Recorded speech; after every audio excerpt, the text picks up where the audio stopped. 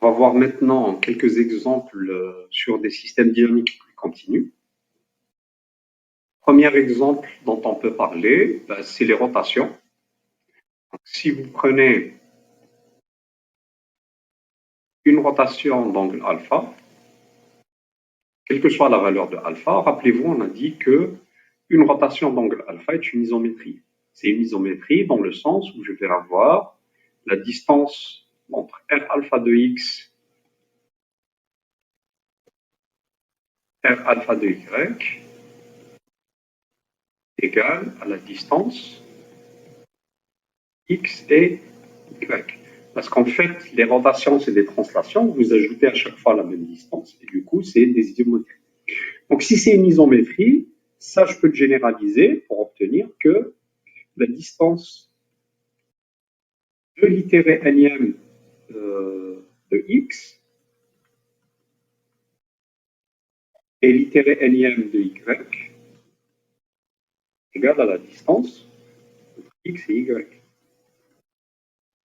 Ce que j'obtiens à partir de là, il suffit, dans la définition de l'équicontinuité, si je pose delta égale epsilon, parce que c'est la même distance, en fait, je vais obtenir que tout point x est un point d'équicontinuité. Donc, quel que soit x appartenant à 0,1, je sais que quel que soit y appartenant à la boule de rayon delta de x, la distance entre Rn alpha de x et Rn alpha de y est inférieure à delta qui est égal à epsilon. D'accord? Donc, les rotations, que ce soit donc rationnelles ou irrationnelles, vont être des systèmes qui sont complètement équicontinus parce que n'importe quel point sera un point d'équicontinuité. Deuxième exemple de système dynamique équicontinu, ça va être tout système dynamique défini par une fonction contractante. Donc, si on se donne x, un espace métrique, une fonction f telle que f est contractante,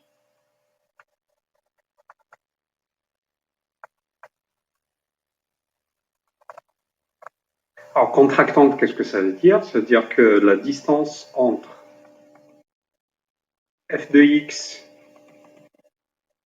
f de y est inférieure à une constante. Alors, cette constante est plus petite que 1 fois la distance entre x et y. Alors, ici, si vous faites un petit raisonnement rapide par récurrence, vous allez trouver que la distance entre fn de x et fn de y est inférieure à k à la puissance n fois la distance entre x et y. Vous appliquez juste récursivement cette inégalité.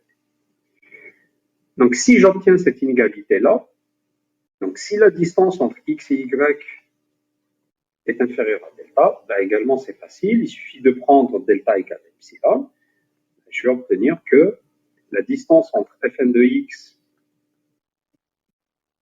et fn de y est inférieure à la distance entre f de x et f de y, que tout ça est inférieur à 1, et ça, à son tour, c'est inférieur à delta. Donc, si je pose delta égale epsilon, dans la définition d'équicontinuité, je vais obtenir que tout point x est un point d'équicontinuité. Donc, un système qui a pour fonction f une fonction contractante sera un système équicontinu.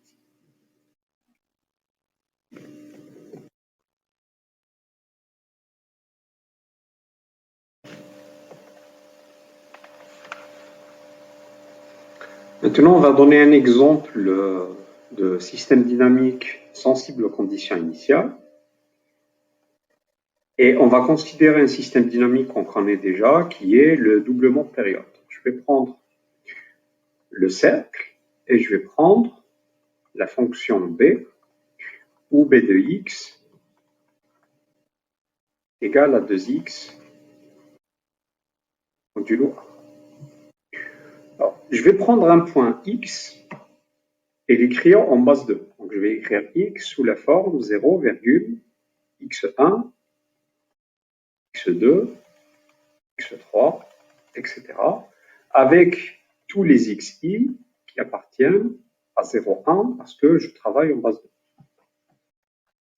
Alors, on sait tous, si on calcule b de x, ce qui va se passer, le résultat, c'est 0, en fait, celui-là va être éliminé et tous les autres vont être décalés vers la gauche. Donc, je vais obtenir ici x2, x3, x4, ainsi de suite. D'accord ? Maintenant, je peux prendre un point x et un point y, les mettre proches et faire en sorte que ces deux points-là s'éloignent. Alors, comment je vais faire ça? Si je veux que la distance... Pardon.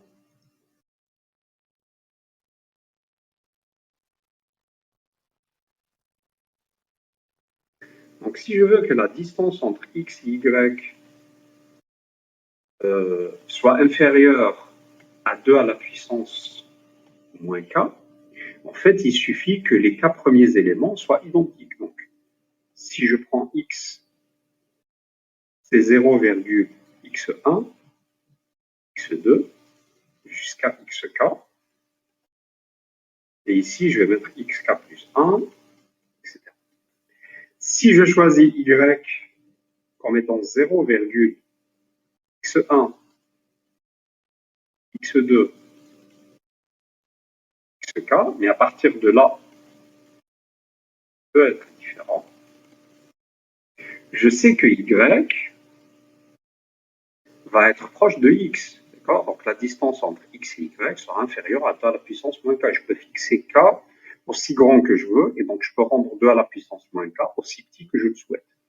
Mais si je pose yk plus 1, différent de xk plus 1, qu'est-ce qui va se passer?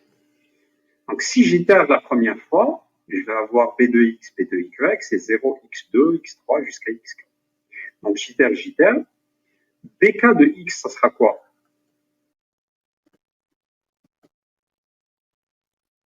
Bk de x, ça sera 0, xk plus 1, etc. Et bk de y, ça sera 0, yk plus 1. Et j'ai dit que ces deux-là sont différents. Je dis si xk plus 1 c'est 1, ça veut dire que celui-là c'est 0 et vice versa. Donc la distance entre bk de x et bk de y sera supérieure ou égale à 1 sur 4, au moins. Et là, en fait, c'est la définition. Donc, mon epsilon, ça sera 1 sur 4. Et je peux prendre mes deux points aussi proches que je le veux. Il y aura toujours un moment donné où où leurs itérés vont être distincts. Et il suffit que j'itère le nombre de fois nécessaire pour trouver un écart. Et donc là, le système doublement de période sera un système sensible aux conditions initiales.